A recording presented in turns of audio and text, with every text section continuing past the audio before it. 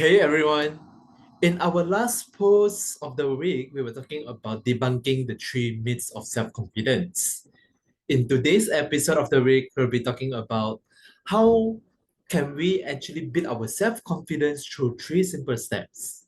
And one of the ways for us to build our self-confidence is that to know the importance of stopping to compare ourselves to other people. And how many of us actually tend to compare ourselves to other people in Instagram? In terms of how many followers that other people have. Do they actually have more number of followers than us or not? Or what do they actually enjoy through their posts or stories in Instagram, which we tend to not enjoy as well?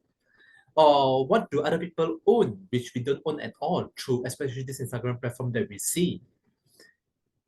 How many of us also tend to compare ourselves to our friends in terms of the salary that we have, in terms of the nature of our job, and does our friend have a higher or lesser salary than us?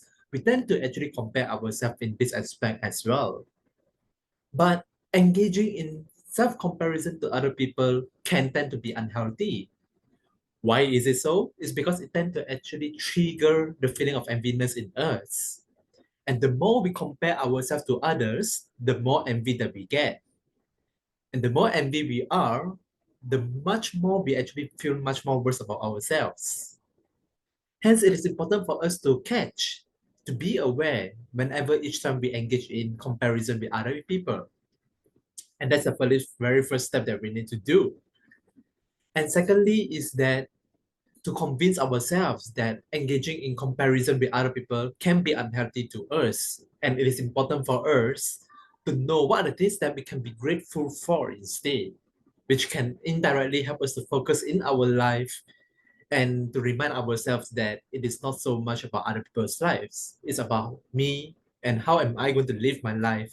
And life is actually not a competition at all. The second step for us to build our self-confidence is be kind to ourselves.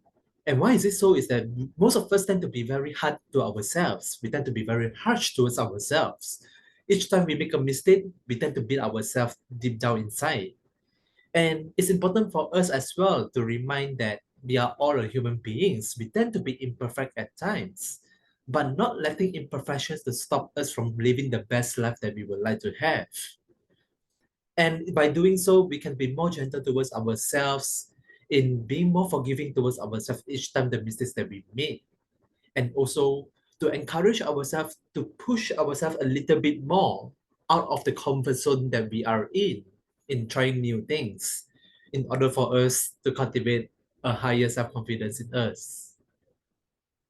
And last but not least, it's important for us to engage in positive self-talk as well. Now, here I'm going to compare between the benefit of engaging, the difference in engaging in negative self-talk and positive self-talk. When we engage in negative self-talk, we tend to beat ourselves most of the times. There are three most common statements that we tend to tell ourselves.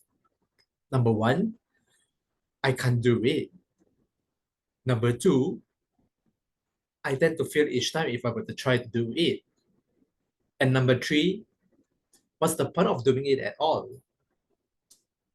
And when we tell ourselves these three statements in us, we tend to build our self-confidence much more lower in that sense. And we are not able to try the new things that we would like to try each time. But on the contrary, when we engage in positive self-talk, we tend to plant the positive beliefs in our mind in convincing ourselves that we do have the capability in trying new things. We do have the capability in doing the things that we would like to have.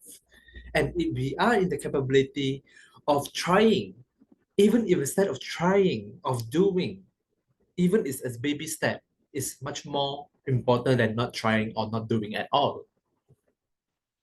And each time whenever we tell ourselves that we can't do it at all, it's important for us to tell ourselves inside of us that I can actually do it. Each time we tell ourselves that I will fail, it's much more important to tell ourselves that what can I learn from this lesson instead? And each time we tell ourselves that there's no point of doing it at all, it's also another chance for us to tell ourselves that what if I'm able to do it as long as I take the first very necessary step in bringing myself a step closer to where I want to be. Now, in short, these are the 3 simple steps that we can actually practice our self-confidence. Just to recap, number 1 is to stop engaging in self-comparison to other people. Number 2 is to not engage in negative self-talk, but also to engage in positive self-talk instead. And last but not least, is to be kind to ourselves along the journey of life. Thank you to those who are watching in our today's episode, and I hope you get to learn something new from today's episode. Moving on, we'll see you in the next episode with a new topic. Take care, stay safe. Thanks, everyone.